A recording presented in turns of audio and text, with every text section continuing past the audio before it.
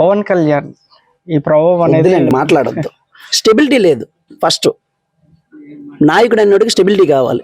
Stability లేనివాడితో మనం ఆయన గురించి మాట్లాడడం వేస్ట్. మీకు ఒకటే ఉదాహరణ చెప్తాను. ఆయన నేటికి 10 years అబోవ్ అవుతుంది. పైది వదిలేండి, కామన్గా 10 years. 10 yearsలో ఆయన దాని పార్టీ అని ఏమైనా ఉన్నాడా? ఎక్కడ ఒక వీడియో ఉందా? వాళ్ళతో ఉంటాను, వీళ్ళతో ఉంటాను, ఆ పార్టీ నాకు నచ్చదు, ఈ పార్టీ నచ్చదు. స్టెబిలిటీ లేదు. నాయకుడికి కావాల్సిన లక్షణం ఏంటంటే స్టెబిలిటీ కావాలి. ఫస్ట్ టైం జగన్ వచ్చాడు 60 50, నెక్స్ట్ టైం కూడా అలానే ఉన్నాడు, ఎవరితో పొత్తు పెట్టుకోలేదే.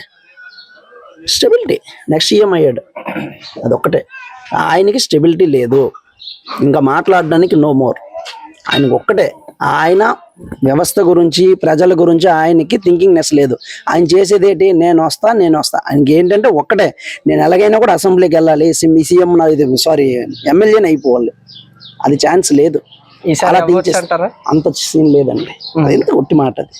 మీకు మీరు ఇప్పుడు ఏదో వచ్చారు, మీరు ఇక్కడ ఈ ఊరికి నేను పలానా చేస్తానని చెప్పేసి మీరు హామీ ఇస్తే కొంతవరకు మీకు బాగానే ఉంటుంది. ఆయన ఏమి ఇచ్చాడు? ఏం చెప్పాడు ఎవరికైనా? అదే మీరేది ఆయన ఒక్కటే. ఏ మీటింగ్ లో నేను వినలేదు. అదే నా దగ్గర కొన్ని వీడియోస్ ఉన్నాయి, ఆ వీడియోలో కూడా లేదు. నేను ఆ వీడియోలు కొన్ని సేవ్ చేసి పెట్టుకున్నా, ఒక్క వీడియోలో కూడా లేదు. ఆయన చెప్పేది ఏం లేదు. జగన్ని దించాలంటే నువ్వెవడు జగన్ దించడానికి? ఆల్రెడీ ప్రజలు ఫిక్స్ చేశారు, దించడానికి మరేం లేదు. ఆయన గురించి మరి మాట్లాడడానికి లేదు. షర్మిల గారు వదిలేయండి. షర్మిల గారు అది తోలు బొమ్మ, ఎవరు చెప్తారు ఆట ఆడడమే.